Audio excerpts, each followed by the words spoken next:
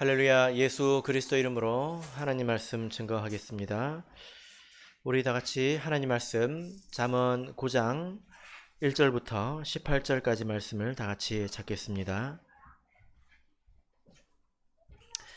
잠언 9장 1절부터 18절까지의 말씀을 저와 여러분이 한 절씩 교독하겠습니다. 1절 지혜가 그 집을 짓고 7 기둥을 다듬고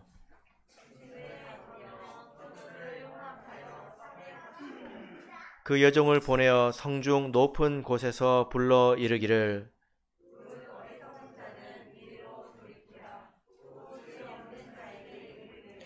너는 와서 내 식물을 먹으며 내 혼합한 포도주를 마시고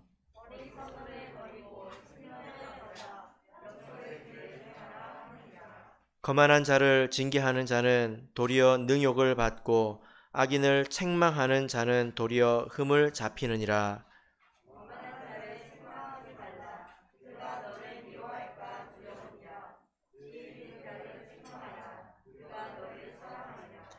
지혜 있는 자에게 교훈을 더하라. 그가 더욱 지혜로워질 것이요 의로운 사람을 가르치라. 그의 학식이 더하리라.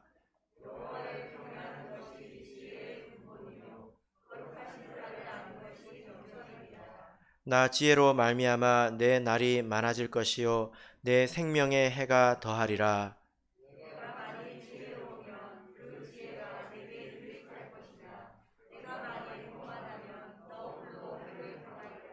미련한 계집이 떠들며 어리석어서 아무것도 알지 못하고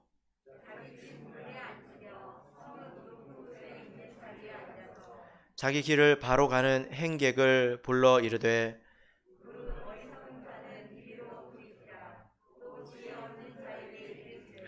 도적질한 물이 달고 몰래 먹는 떡이 맛이 있다 하는도다.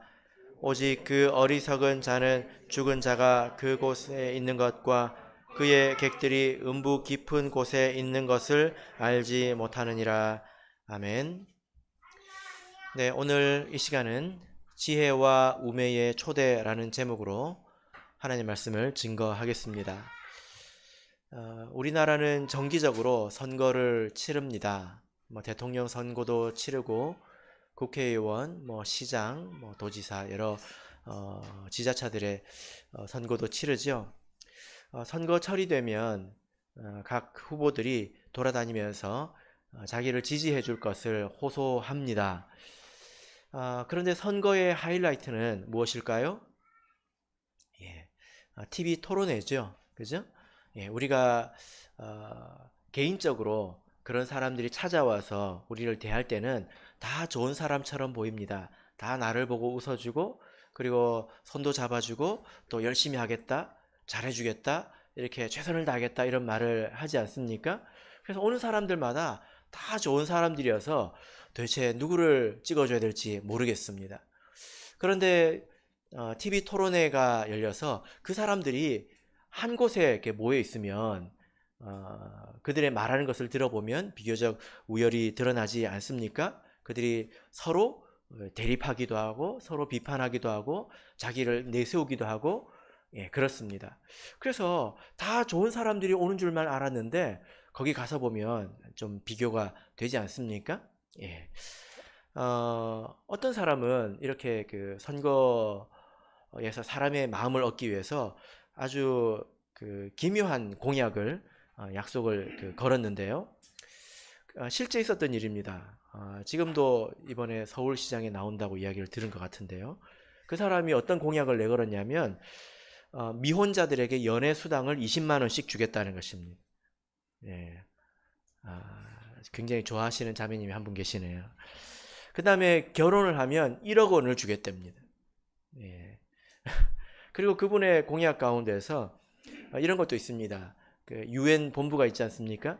유엔 본부를 판문점으로 옮기겠다. 이런 공약도 있습니다. 이런 것을 듣고도 웃지 않으시는 분은 웃음을 잃어버린 분인 것 같습니다. 놀라운 것은 이 사람이 17대 대선에 나왔습니다. 그래서 무려 9만 6천 표를 얻었습니다. 대단하죠? 여러분들이 대통령 선거 나가서 9만 6천 표 받을 자신 있습니까? 예. 아마도 어떤 사람들은 이 현실 정치에 진절머리가 나서 그런 사람들을 조롱하듯이 이 사람에게 이렇게 표를 주었거나, 아니면 정말로 그렇게 되기를 바랬거나, 아니면 장난처럼 이렇게 표를 주어서 선택을 한 사람들일 것입니다. 선거에는 이런 일들이 있죠. 그래서 우리가 잘 뽑아야 되지 않습니까? 자, 오늘 본문의 말씀을 보면, 오늘 본문의 말씀은 지혜와 그리고 미련한 여자, 우매라고 할 수 있는데요. 이 두 대선 후보의 토론회가 있는 것 같습니다. 그동안에는 각자 등장을 했는데요. 오늘은 이 한 장에서 같이 등장을 하고 있습니다. 그래서 서로 비교가 되는 것을 우리가 볼 수 있는데요. 9장을 대략 말씀을 드린다면 1절부터 6절까지는 지혜의 초청입니다. 지혜가 연설하는 것입니다. 그리고 13절부터 끝절까지 18절까지는 미련한 여인 계집, 우매라고 하겠습니다. 이 우매의 초청이 있습니다. 그리고 가운데 있는 7절부터 12절은 우리의 선택을 도와주는 그런 사회자와 같은 역할을 하는 말씀이죠. 자, 여러분, 우리 성도님들께서는 지혜와 우매가 여러분을 초청한다면 여러분들은 무엇을 택하시겠습니까? 물어보나 마나죠. 당연히 지혜를 택하겠지요. 이 세상 가운데서 저는 그래도 우매를 한번 믿어보겠습니다, 이런 사람이 있을까요? 단 한 명도 없을 것입니다. 그런데 왜 이런 말씀이 성경 가운데 있느냐 하면, 지혜와 우매가 우리에게 찾아올 때는 다른 이름으로 올 수 있다는 것입니다. 또 자기를 가리고 올 수 있다는 것입니다. 그래서 우리가 이름만 보고 뽑아서는 안 된다는 거예요. 이름만 보고, 껍데기만 보고 뽑아서는 안 된다는 것입니다. 예를 들어 어떤 사람이 선거에 나왔는데 저 사람이 나하고 성씨가 같네, 고향이 같네 해가지고 뽑는 사람들은 뭘 잘 모르고 이렇게 뽑는 것이죠. 그죠? 실수할 수 있습니다. 우리가 성경을 통해서 보면 마귀가 예수님을 시험한 것을 볼 수 있는데, 마귀가 가장 앞에 내세운 것이 무엇이었습니까? 첫 번째가 하나님의 아들이라는 것이었습니다. 네가 하나님의 아들이라면, 세상 이야기를 하지 않았다는 거예요. 그리고 무엇을 내세웠습니까? 하나님의 말씀을 내세웠습니다. 마귀가 이렇게 우리에게 찾아오는데 하나님의 아들? 또 성경 말씀? 이것이 무엇인지 깊이 생각해 보지 않고 덥석 그것을 물어버리면 우리가 시험에 빠지게 되는 것이겠죠. 그죠? 자, 야고보서 3장을 보겠습니다. 야고보서 3장 14절 15절을 보겠습니다. 야고보서 3장 14절 15절, 자, 같이 읽겠습니다. 시작. 그러나 너희 마음속에 독한 시기와 다툼이 있으면 자랑하지 말라. 진리를 거스려 거짓하지 말라. 이러한 지혜는 위로부터 내려온 것이 아니요 세상적이요 정욕적이요 마귀적이니. 예. 자, 이 말씀 앞뒤를 보면 지혜가, 모든 지혜가 하나님에게서 온 것은 아니다. 어떤 지혜는 세상적이고 정욕적이고 마귀적이라는 것을 우리가 알 수 있습니다. 아마도 이때에 어떤 말 잘하는 사람이 있었던 것 같습니다. 나름 말 잘한다는 것은 이제 지식과 지혜가 있다는 거죠. 그 말로 사람들을 휘어잡고 또 편을 가르고 사람들을 들었다 놨다 그랬습니다. 그래서 분쟁도 생겼습니다. 그 사람은 자기가 지혜롭다고 생각을 했을 것입니다. 다른 사람은 나보다 못하다고 생각을 했겠지요. 그런데 야고보는 이런 지혜에 대해서 뭐라고 말하고 있습니까? 세상적이고 정욕적이고 마귀적이다, 이렇게 정죄를 하고 있습니다. 그러니까 우리가 겉보기에 지혜스러운 것이 다 하나님의 지혜는 아니라는 것입니다. 그래서 우리가 바른 안목을 가지고 이것이 누구에게 속한 지혜인지, 참으로 하나님께 속한 지혜인지 아닌지 우리가 분별할 수 있어야 되겠지요. 이것이 결코 쉽지가 않습니다. 자, 오늘 본문의 말씀으로 돌아가서 보시면요. 잠언 9장 말씀을 보시면, 자, 아까 1절부터 6절까지가 무엇이었습니까? 지혜의 초청이라고 그랬죠. 그리고 13절부터 18절까지가 우매의 초청인데, 이 두 말씀을 이렇게 수평으로 놓고 비교해 보면 되게 비슷하다는 것을 우리가 알 수 있습니다. 자, 1절을 보시면 지혜가 그 집을 짓고 할 때 이 지혜에는 집이 있다는 것을 알 수 있죠. 그럼 우매에는 집이 없을까요? 14절을 보십시오. 자기 집 문에 앉으며, 우매에게도 집이 있다는 것입니다. 그리고 2절을 보시면 짐승을 잡으며 포도주를 혼합하여 상을 갖추고, 그 집 안에 무엇이 있습니까? 음식이 있다는 것입니다. 음식을 준비했지요. 그러면 우매의 집에는 음식이 없을까요? 17절 보시면 도적질한 물이 달고 몰래 먹는 떡이 맛이 있다. 맛있는 떡이 있다는 것입니다. 그리고 3절을 보시면 그 요정을 보내어 성중 높은 곳에 불러 이르기를, 이 지혜가 자기의 여종을 보내어서 성중 높은 곳에 올라가서 사람들을 초청하고 있습니다. 이 미련한 계집 우매는 무엇을 하고 있을까요? 14절을 보시면 자기 집 문에 앉으며 성읍 높은 곳에 있는 자리에 앉아서 자기 길을 바로 가는 행객들을 불러 이르되, 이 우매는 오히려 더 떠들고 또 높은 곳에 올라가서 부르고 있습니다. 그러니까 겉으로 대번에 봐지는 그 모습은 서로 굉장히 유사하다는 거예요. 그러니까 우리가 이것이 지혜인지, 참으로 지혜인지 우매인지 이것이 대번에 판단할 수가 없는 거라는 것입니다. 이렇게 비슷한 모양으로 우리에게 찾아온다는 거예요. 이 말씀은 하나님의 백성에게 주어진 말씀입니다. 우리가 사는 이 하나님의 나라, 이 안에도 지혜의 음성과 우매의 음성이 같이 울리고 있다는 것이고, 그리고 상당히 많은 사람이 이 우매를 선택하고 있다는 것입니다. 그렇기 때문에 이렇게 말씀하고 있지 않겠습니까? 여러분들은 이 소리를 들으십니까? 하나님의 나라 안에는 두 개의 소리가 들린다. 이 말을 이해하시겠습니까? 예. 우리가 비록 이것이 귀로 들리지 않는다 하더라도 사람의 말과 또 사람들의 행동, 그리고 사람들의 선택, 이런 것들 속에서 보이지 않는 커다란 메시지가 형성이 되어 있습니다.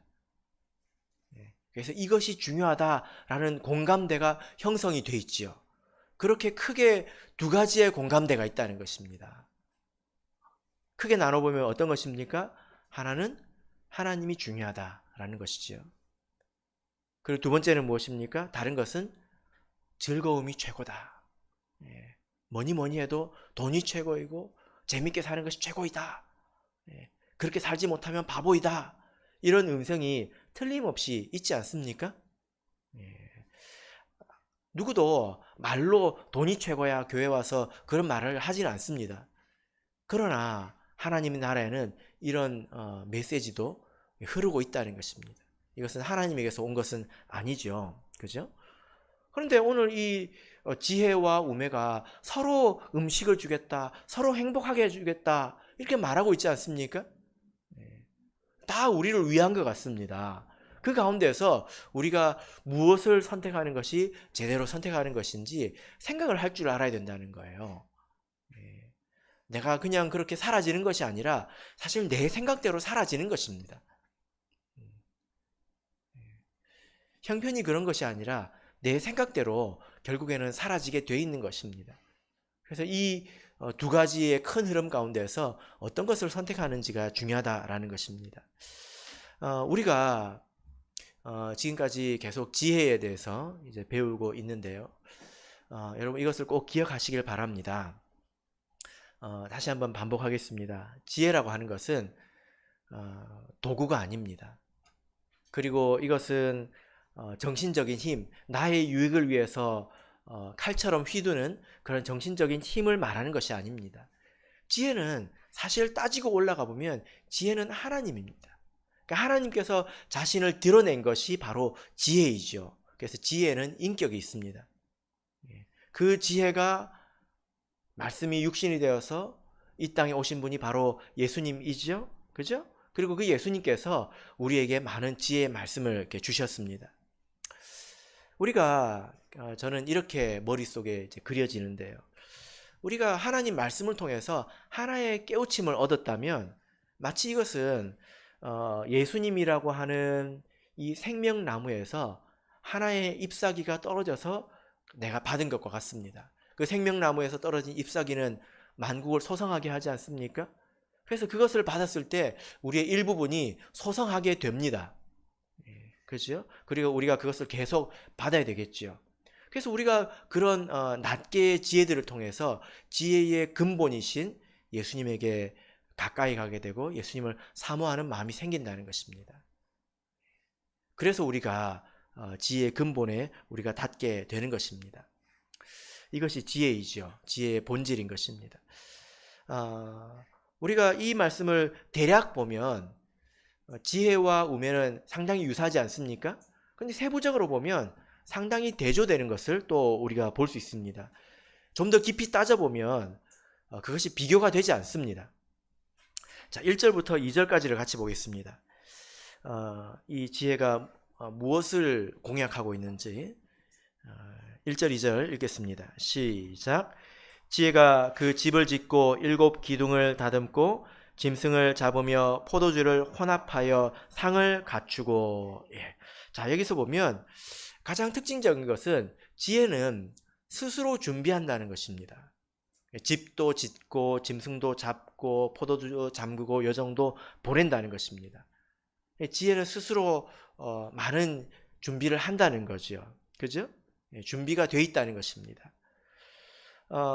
그리고 그 준비된 내용이 어떻습니까? 아주 풍성합니다. 여러분 지혜가 우리 하나님의 백성들을 초청하면서 집으로 오라고 하고 있습니다. 여러분 머릿속에 지혜가 초청하고 있는 집 어떤 집일까요? 초가 삼간일까요? 그렇지 않겠죠. 자, 여기 보면 그 집에 기둥이 7개라고 말하고 있습니다.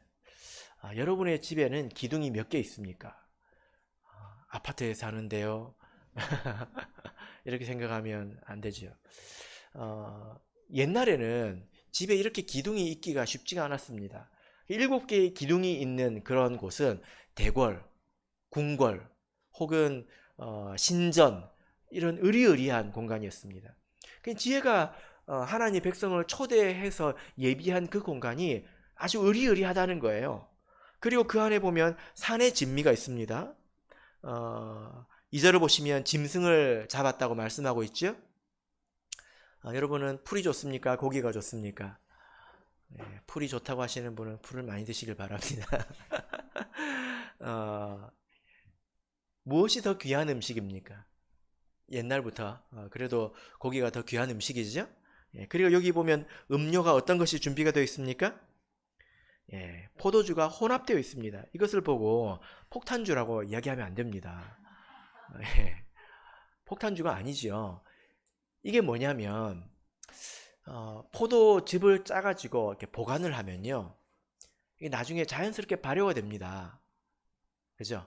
그러면 그것을 희석시키는데 물을 넣어서 희석을 시키기도 하지만 다른 신선한 과일에 과즙을 짜가지고 여기 넣기도 하는 거예요. 굉장히 달고 새콤하고 그런 것들을 첨가를 하면 이 포도즙이 맛이 어떻게 변하겠습니까? 이런 거는 폭탄주라고 하는 게 아니라 칵테일이라고 하죠. 그죠? 굉장히 고급 음료를 말하는 것입니다. 이렇게 준비가 되어 있습니다. 그렇죠. 그러니까 이 지혜가 이렇게 풍요롭게 예비를 하고 있다는 것입니다. 여러분, 이것은 무엇을 말할까요? 여러분 한번 생각을 해보십시오. 자, 이것은 하나님께서 우리를 위해서 예비해 놓으신 것들입니다.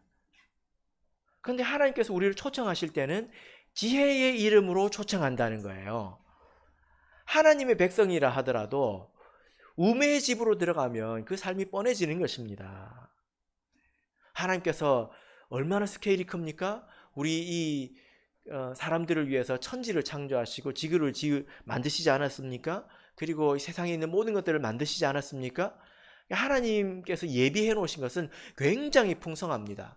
그리고 우리가 이 지혜의 문을 통해서 하나님 안으로 들어갈 때 우리가 누리는 그 삶의 풍요라고 하는 것은 말할 수 없는 것입니다. 육신적으로 뿐만이 아니라 정신적으로, 영적으로 굉장히 풍요로운 삶을 살 수가 있습니다. 이것이 지혜의 공약이고 약속이에요. 이것을 믿으실 수 있겠습니까? 로마서 4장을 보겠습니다. 로마서 4장 13절.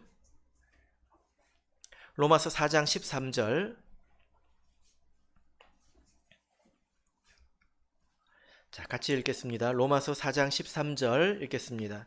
시작. 아브라함이나 그 후손에게 세상의 후사가 되리라고 하신 언약은 율법으로 말미암은 것이 아니요 오직 믿음의 의로 말미암은 것이니라. 예. 자, 여기 보면 아담이나 그의 후손에게, 아담과 그의 후손은 누구입니까? 하나님의 백성인 우리들이겠죠. 근데 우리들이 믿음으로 말미암아 세상의 후사가 되었다, 이렇게 말하고 있습니다. 여기서 말하는 세상의 후사는 무엇일까요? 이 세상의 상속자, 말 그대로 이 세상을 상속받을 사람들이라고 하는 것입니다. 그러니까 우리가, 하나님의 백성된 우리가 이 세상을 소유하고 있다는 것입니다.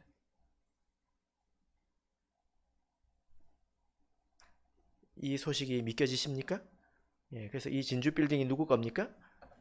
네, 우리 아버지 거죠? 네, 우리 아버지 거예요. 그래서 우리가 지금 쓰고 있지 않습니까? 고린도전서 3장 21절을 보겠습니다. 고린도전서 3장 21절. 자, 읽겠습니다. 22절까지 읽겠습니다. 시작. 그런즉 누구든지 사람을 자랑하지 말라. 만물이 다 너희 것임이라. 바울이나 아볼로나 게바나 세계나 생명이나 사망이나 지금 것이나 장래 것이나 다 너희의 것이요. 예. 여러분, 이 말씀을 한번 잘 생각해 보십시오. 만물이 다 너희의 것임이라, 이 말씀 읽을 때 여러분들께서는 어떤 생각을 가지고 이 말씀을 읽으십니까?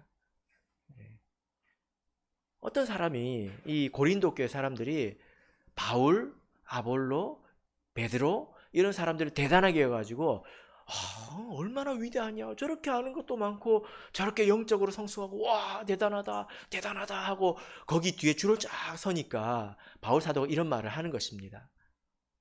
왜 그 뒤에 줄 서냐? 너희가 그 사람들 게 아니라 그 사람들이 너희들 것이다. 하나님께서 너희들을 위해서 주신 것이다. 만물이 다 너희의 것이다. 이렇게 말을 하고 있는 것입니다. 그죠? 예. 그래서 우리가 이런 말씀을 통해서 보면 하나님께서 우리들을 위해서 예비하신 것은 상당히 풍성하다는 거예요. 여러분들께서 눈으로 보는, 또 여러분들이 살고 있는 여러분들의 삶들이 어떠하든지 간에 하나님의 약속은 이러합니다.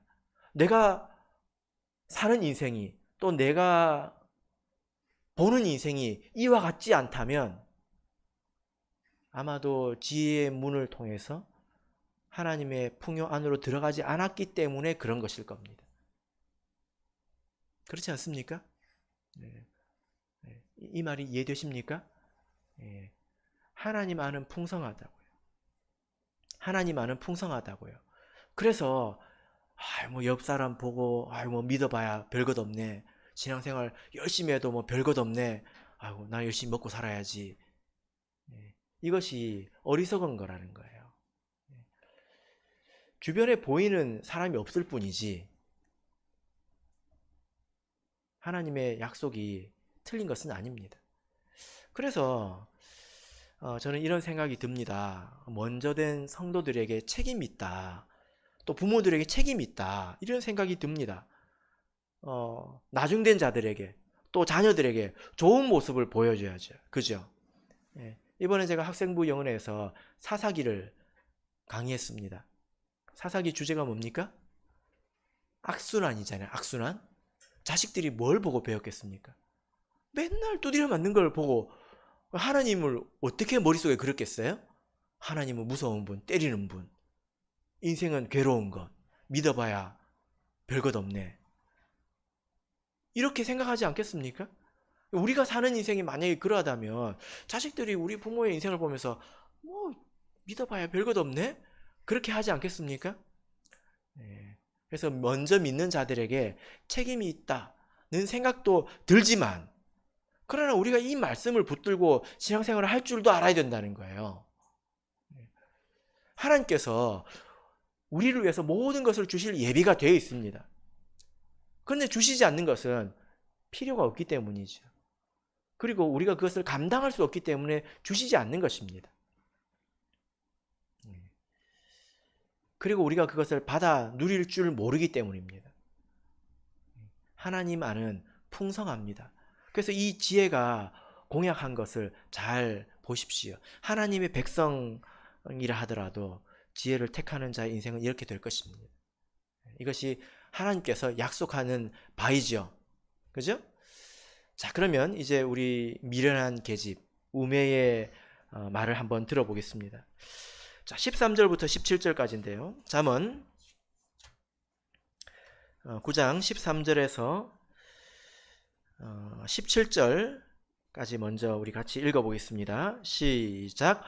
미련한 계집이 떠들며 어리석어서 아무것도 알지 못하고 자기 집 문에 앉으며 성읍 높은 곳에 있는 자리에 앉아서 자기 길을 바로 가는 행객을 불러 이르되 무릇 어리석은 자는 이리로 돌이키라. 또 지혜 없는 자에게 이르기를 도적질한 물이 달고 몰래 먹는 떡이 맛이 있다 하는도다. 예.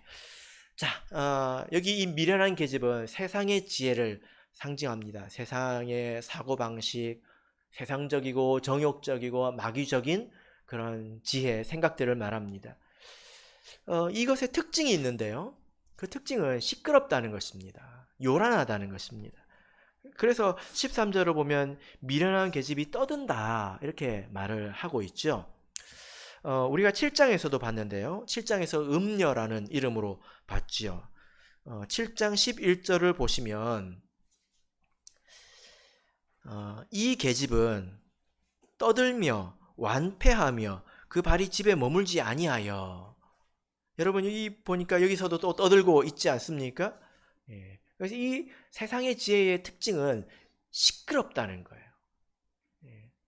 그리고 시끄러운 데 반해서 스스로 준비하는 것이 없습니다. 아까 보면 이 지혜는 스스로 그 집을 짓고 기둥을 세우고 짐승도 잡고 칵테일도 만들고 그러고 있지 않습니까? 그런데 여기 보니까 이 미련한 계집은 스스로 준비한 것이 있습니까? 예. 음식이 있지만 그 음식이 무엇입니까? 7절에 보니까 도적질한 물과 몰래 먹는 떡이라고 하고 있습니다. 여러분 한번 생각해 보십시오. 여러분은 고기 먹고 칵테일 먹는 인생을 살고 싶으십니까? 아니면 물 먹고 떡 먹는 인생 살고 싶습니까? 여기 떡순이들이 또 떡보들께서 많이 계신가 보네요. 어떤 인생을 살고 싶으십니까? 요즘은 떡도 떡 나름이지만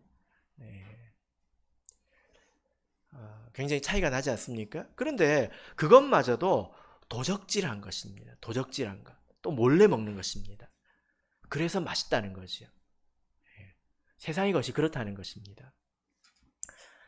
아랍 속담에 금지된 모든 것이 달콤하다. 이런 말이 있답니다. 금지된 모든 것이 달콤하다. 이런 것들을 종합해서 세상에서 얻는 그 것들에 대해서 한번 생각을 해보시길 바랍니다.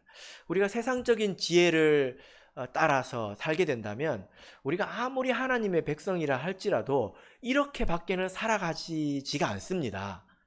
하나님의 백성이라고 해서 그런 신분이 있다고 해서 다 잘 사는 게 아니에요. 그죠? 이스라엘 역사를 봐도 어떤 때는 되게 부강하지만 어떤 때는 정말 말도 안 되는 그런 그 소국들, 이 약소국들에게도 짓밟히지 않습니까?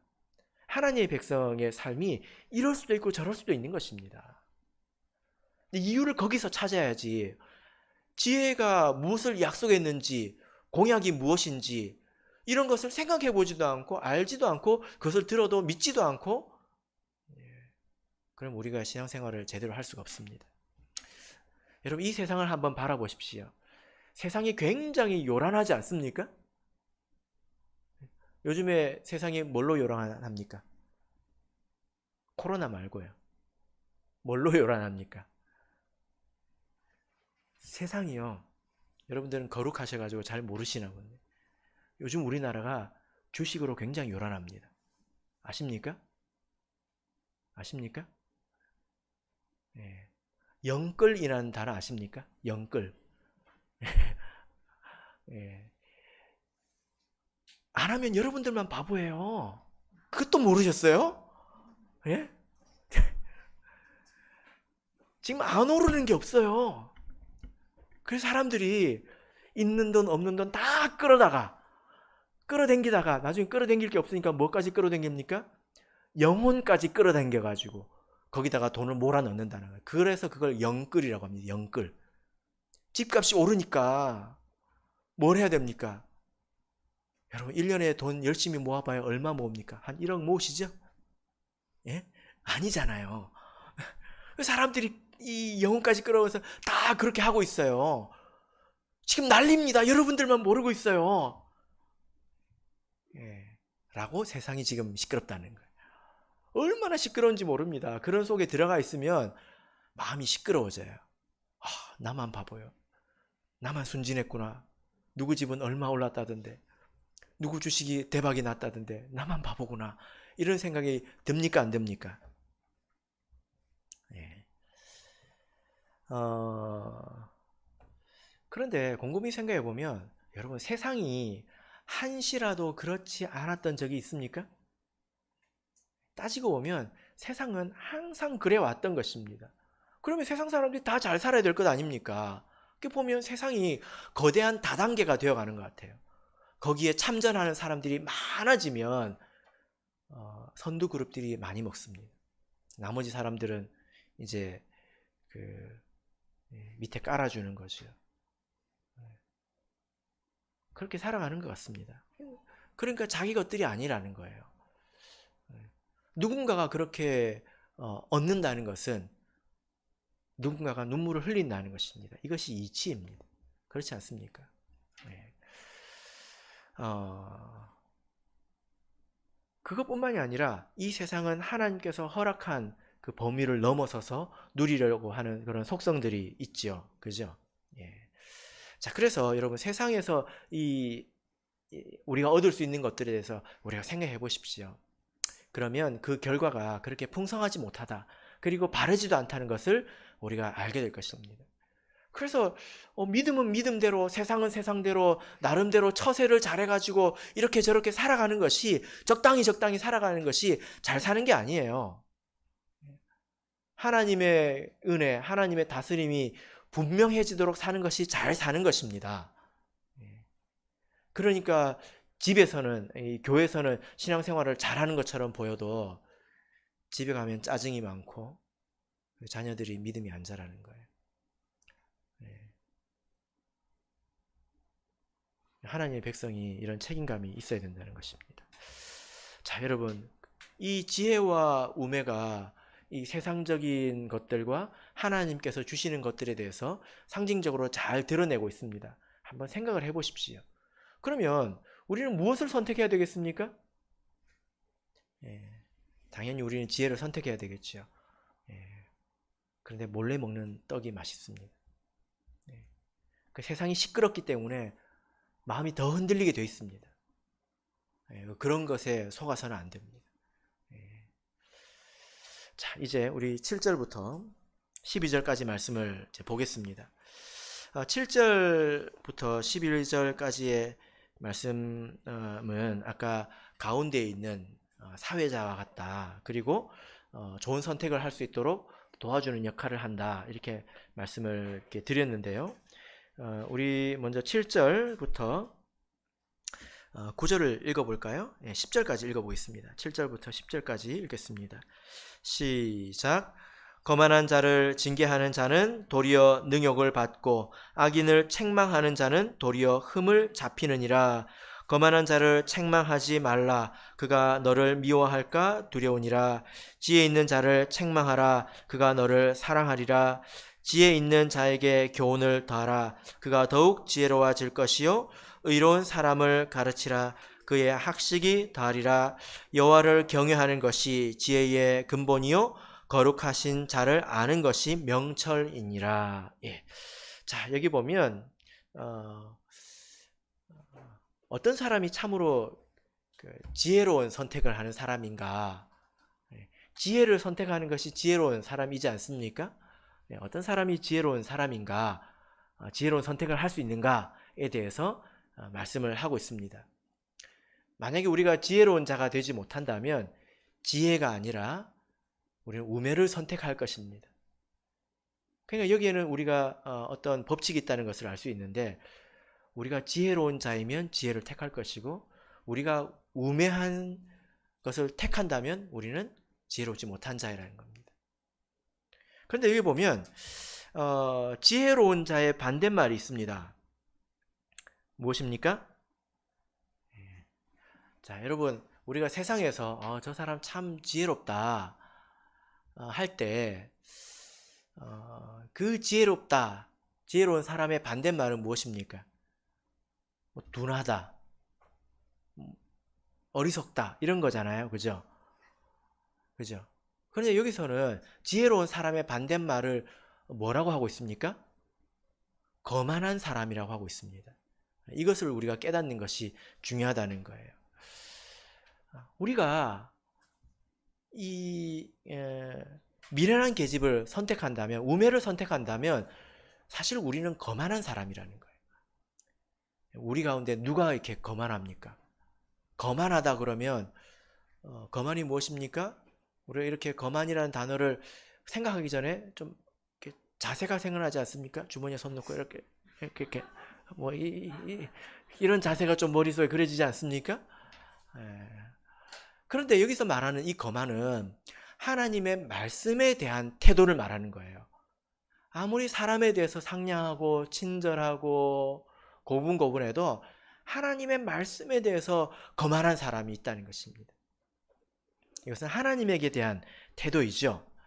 자, 여러분, 그래서 사람 좋다는 평판을 믿지 마시고 내가 하나님의 말씀에 어떤 태도를 가지고 있나 생각해 보십시오. 여기서 누가 지혜로운 자인지, 누가 거만한 자인지 어떻게 알 수 있습니까? 자, 여기 보면 책망 앞에 서보면 안다는 거예요. 책망 앞에 서보면. 여러분 책망 받아보셨습니까? 책망 받지 않았다는 것은요, 진짜 위험한 거예요. 왜냐하면은 아무도 여러분들을 책망하지 못할 정도로 여러분들이 거만하다라는 뜻일 수 있습니다. 정말이에요. 이렇게 말씀을 통해서 스스로 책망을 받을 줄도 알아야 되겠고, 또 누구라도 나에게 권면할 수 있는 위치에 내가 가 있어야 합니다. 근데 만약에 그렇지 않다면 거만해지다 못해 이제는 아무도 말하지 않는 그런 사람이 됐을지도 모릅니다. 왜냐하면 여기서 보세요. 거만한 자에게는 책망하지 말라고 돼 있잖아요. 그죠? 예수님께서도 그러지 않으셨습니까? 거룩한 것을 개에게 주지 말라. 진주를 돼지 앞에 던지지 말라. 이것은 하나님 말씀을 말합니다. 존귀에 처하나 깨닫지 못하는 자는 멸망하는 짐승과 같지요. 하나님의 말씀을 받을 때 그것이 얼마나 귀한 것인지를 깨닫지 못하는 사람은 짐승과 같은 것입니다. 근데 그 짐승은 양이나 소같이 제물로 드려지는 짐승이 아니라 어디에도 쓸 것이 없는 성경 안에서 부정한 개와 돼지와 같은 것입니다. 이것이 예수님의 평가라는 거예요. 하나님께서는 사람들에게 자존감이라는 것을 주셨는데 이것이 우리에게 필요합니다. 자존감이라고 하는 것은 내가 얼마나 귀한 사람인가를 알아서 사람들에게 뻐기는 것이 아니라 그에 걸맞게 스스로 살려고 하는 것을 말하는 거예요. 내가 귀한 사람이지 않습니까? 귀한 사람이 함부로 살아서 되겠습니까? 그에 걸맞게 살려고 하는 것을 자존감이라고 하는데, 이것이 타락하고 병들면 자존심이 됩니다. 그래서 남들 앞에서 꿀리기 싫어하고 나의 높낮이와 상관없이 사람들 위에 군림하려고 하고 그렇습니다. 근데 이런 이 병든 자존심을 가지고 있는지 그렇지 않은지는 책망을 받아보면 가장 잘 드러납니다. 책망을 받아보면 삐뚤어집니다. 그래서 무서워서 말을 못합니다. 이게 위험하죠. 누구를 할지라도 책망받을 수 있는 위치에 스스로를 둬야 그게 지혜로운 사람이라는 거예요. 내가 무섭게 하면 사람들이 나한테 말을 잘하지 않습니다. 여기서 거만하다라는 말이 본래 히브리 말 뜻이 뭐냐면 비웃다, 피식거리다 이런 뜻이에요. 그러니까 하나님 말씀을 들을 때 옆에서 누가 나에게 권면할 때 비웃는 것입니다. 속으로. 그런 마음의 태도가 하나님은 다 아시지 않습니까? 그런 것을 거만하다 이렇게 말을 하고 있는 것입니다. 그래서 우리는 어떻게 해야 될까요? 여러분, 우리는 참으로 지혜로운 사람이 되어야 합니다. 여기 보십시오. 9절을 보시면 지혜 있는 자에게 교훈을 더하라고 하고 있습니다. 그리고 8절을 보시면 지혜 있는 자를 책망하라고 하고 있습니다. 여러분, 지혜 있는 자에게도 책망할 게 있을까요? 예. 여기서 그 누구든지 온전하지 않다는 것을 전제로 말하고 있지 않습니까? 내가 허물이 없어서, 내가 부족함이 없어서 지혜로운 사람이 되는 것이 아니라는 거예요. 내가 부족함이 있고 연약함이 있고 또 모자라도 그 말씀을 들을 줄 아는 사람이 지혜로운 사람이라는 것입니다. 그죠? 예. 왜냐하면 세상에는 온전한 사람이 없기 때문입니다.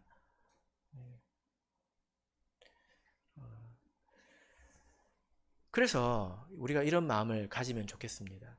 내가 어떤 그 책망을 받을 때 똑같은 말씀을 들어도 내 신앙이 성숙하면 더 높은 수준의 책망을 스스로 받게 됩니다. 말씀을 들을 때.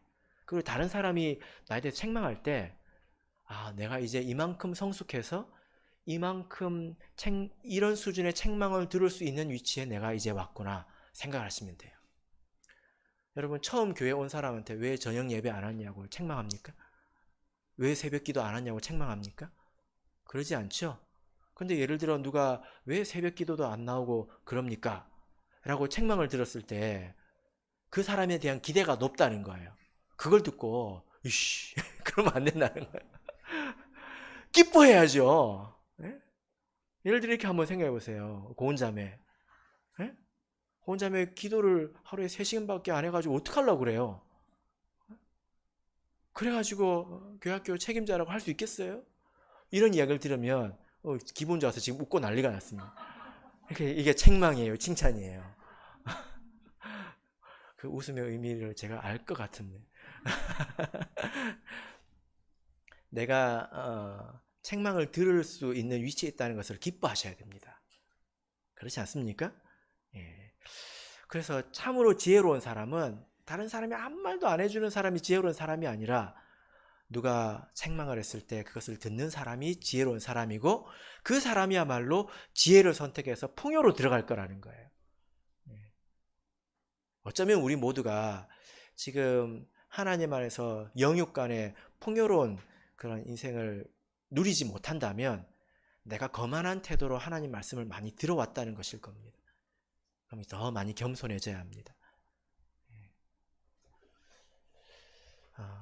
그래서 집에서든지 교회에서든지 직장에서든지 누가 여러분들의 그 심령의 상태를 보고 또 삶을 보고 좀 그 풍요로움에 대해서 좀 부러워해야 되지 않겠습니까?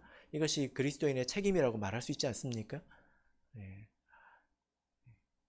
우리가 너무 고난에만 익숙해진 것 같습니다. 사실 하나님은 그렇게 오래 고난을 주시지 않습니다.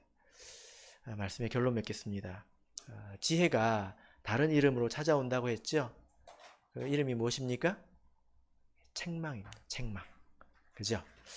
그것을 들을 때 우리에게 지혜가 생길 것입니다. 바라옵기는 이 지혜의 문으로 들어가셔서 7 기둥이 있는 그 집에서 산의 진미를 통해서 영육간의 풍성한 삶을 사시는 저와 여러분이 되시기를 예수 그리스도 이름으로 축복합니다.